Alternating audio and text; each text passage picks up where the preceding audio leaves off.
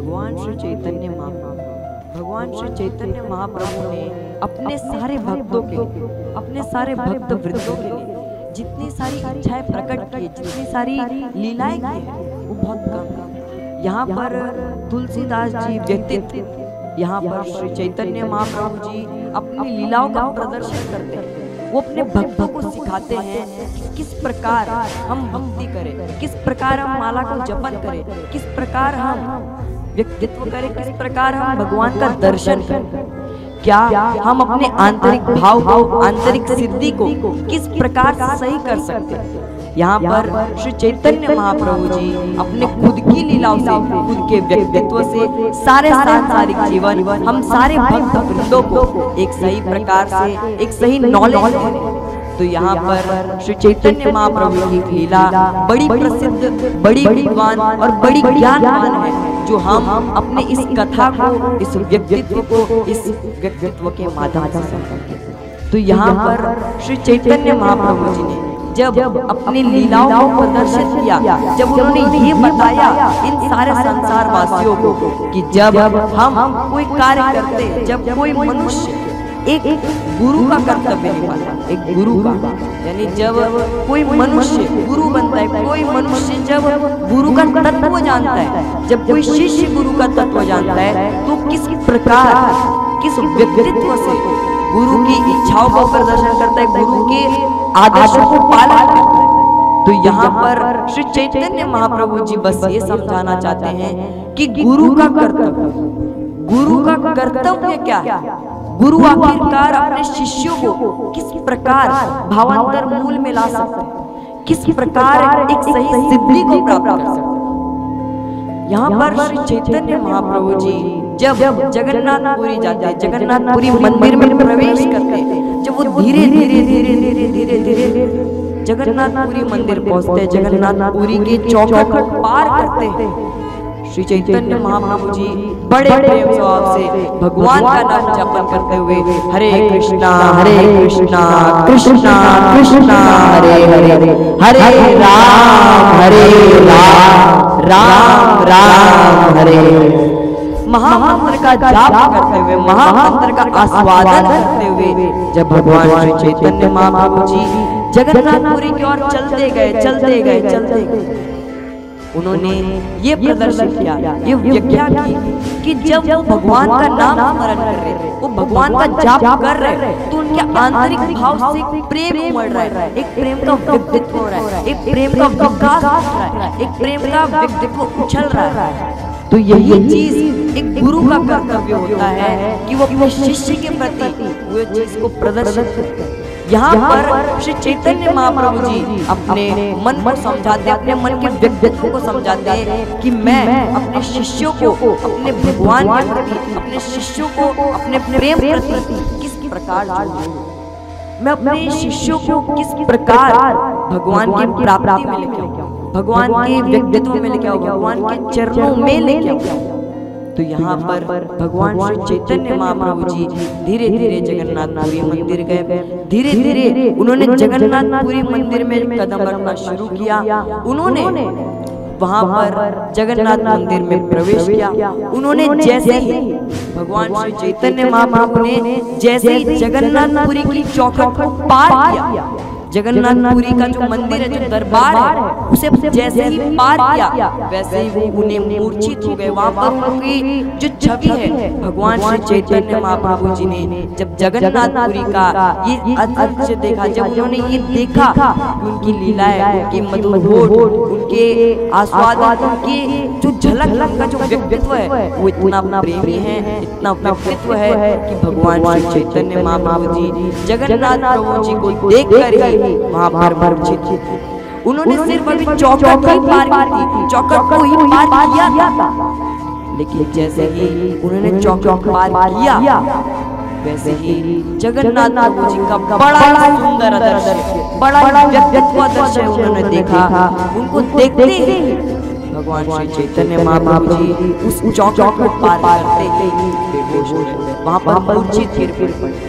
वहीं पर श्री चैतन्य महाप्रभु जी के शिष्य, उनके प्रेम स्वभाव के वक्ता सार्वभौम भट्टाचार्य जी भी उनके व्यक्तित्व के साथ पहुंचे, उनके व्यक्तित्व के माध्यम में पहुंचे। उन्होंने देखा कि उनके गुरु, उनके व्यक्तित्व, उनके सामर्थ्य भगवान श्री चैतन्य महाप्रभु जी इस प्रकार फर्श पे लेटे हुए। उनको लगा कि आखिरकार मेरे गुरु को हुआ क्या, भगवान श्री चैतन्य महाप्रभु को आखिरकार क्या हुआ, वो फर्श पे क्यों गिरे हुए। जब उन्होंने ये देखा तो उन्होंने पूछा कि हे भाइयों, जब तुम इस चौखट पर खड़े हो, जब तुम्हें दिख रहा है एक साधु, एक व्यक्तित्व गिर रहा है, तो उसे आपको संभालना चाहिए। और जब सेनापतियों ने सुना तो उन्होंने कहा कि क्षमा महाराज, क्षमा, हमने ये ध्यान नहीं दिया कि महान संत इस चौखट को पार करते हुए गिर गए। इस चौखट को पार करते हुए उनका अदृश्य होना कोई सामान्य चीज नहीं। यानी सार्वभौम भट्टाचार्य जी उनके एक ऐसे शिष्य थे, उनकी हर एक लीलाओं के बारे में जानते थे। यहाँ पर श्री चैतन्य महाप्रभु ने उन्हें संदेश दे दिया था कि वो अपनी लीलाओं का प्रदर्शन करें, अपनी लीलाओं को सही प्रकार ला रहे हैं। वो अपने आंतरिक भाव से अपने सांसारिक जीवन को समझाना चाहते हैं, इस संसार के मनुष्य को समझाना चाहते हैं कि किस प्रकार भगवान के दर्शनों को करना चाहिए, किस मन से और किस व्यक्तित्व से भगवान के स्वरूप को देखना चाहिए। आजकल के मनुष्य, आजकल के व्यक्तित्ववान मनुष्य बस आए, भगवान का दर्शन किया, थोड़ा बड़ा भोग चढ़ाए और चले। उनको ये नहीं दिखता कि उन्होंने किस प्रकार भगवान के एक एक कणों को देखा, भगवान के चरणों को देखा, भगवान के मधुर दुखों को देखा। यहाँ पर श्री चैतन्य महाप्रभु जी अपने शिष्यों को ये सिखाते हैं कि किस प्रकार उन्होंने भगवान का दर्शन किया और वहीं पर मूर्छित हो। भगवान का दर्शन कोई सामान्य दर्शन नहीं, भगवान कोई सामान्य चीज नहीं है कि हम उन्हें देख ले और चले।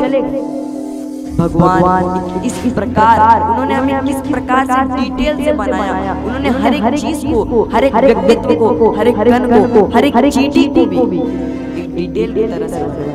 हम अगर किसी चीज को डिटेल से बनाते हैं तो उसमें हमें कितनी मेहनत करनी पड़ती है, कितनी परिश्रम करना पड़ता है। लेकिन भगवान ने हमें हर एक चीज फ्री में, हर एक चीज मुफ्त में, हमें हर एक चीज का प्राप्त करवाया, हमें हर एक चीज का व्यक्तित्व दिलवाया। लेकिन तब भी अगर हम भगवान को इस चीज का धन्यवाद ना करें, भगवान को इस चीज का व्यक्तित्व ना दें, इस चीज का, इस व्यक्तित्व का कोई कद्र ना करें, तो इसमें हमें हर एक चीज पर, हर एक व्यक्तित्व पर खत्म, हर एक व्यक्तित्व पर वास। तो यहाँ पर श्री चैतन्य महाप्रभु जी सार्वभौम भट्टाचार्य जी को आदेश दे चुके थे कि वो अपनी लीलाओं के प्रदर्शन से इस सांसारिक मनुष्य को समझाना चाहते कि आखिरकार भगवान का दर्शन किस प्रकार ना किया। तो जैसे सार्वभौम भट्टाचार्य जी को ये पता चला कि श्री चैतन्य महाप्रभु जी अपनी वाणियों के साथ, अपनी लीलाओं के साथ, अपने लीलाओं के प्रदर्शन के साथ वो अपने भक्तों को ये चीज सिखाना चाहते हैं कि आखिरकार इस धरती पे आने का मकसद क्या है, इस धरती पे आकर हम आखिरकार क्या चीज को व्यक्तित्व करते। तो यहाँ पर जैसे सार्वभौम भट्टाचार्य जी को ये बात पता चली, ये इशारा पता चला, तो उन्होंने श्री चैतन्य महाप्रभु जी को अपने महल लेके गए, अपने कुटिया में लेके गए। उस समय उनके लिए वही महल, उस समय उनके लिए वही एक व्यक्तित्ववान, आदर्शवान महल। उन्होंने श्री चैतन्य महाप्रभु जी को वहाँ पर आदर्शवान रखा, उधर व्यक्तित्ववान, उधर उन्होंने लेटाया, उन्हें बहुत सारी सेवा की। लेकिन श्री चैतन्य महाप्रभु ने जान के तब भी मुंह झाँका, उन्हें आस्वादन। थोड़ी देर तक श्री चैतन्य महाप्रभु जी ने सार्वभौम भट्टाचार्य जी के साथ रहे, उन्होंने उनके साथ लीलाएं, उन्होंने भक्तों के साथ शिक्षा, और कुछ देर के बाद कुछ व्यक्तित्व उन्होंने ये देखा कि किस प्रकार भक्त उनके शिष्य उनके साथ जुड़ते जा रहे हैं, उनके लीलाओं को सीखते जा रहे हैं, उनके व्यक्तित्व को सीखते जा रहे हैं, उनके गुणों को उनके अंदर आदर्शवान डालते जा रहे हैं। लेकिन जब उनको ये रियलाइज हुआ कि जैसे जैसे हम शिष्य सिखाते हैं, जैसे जैसे हम शिष्यों को बता रहे हैं, वैसे वैसे शिष्यों के अंदर जो क्वेश्चन है वो उमड़।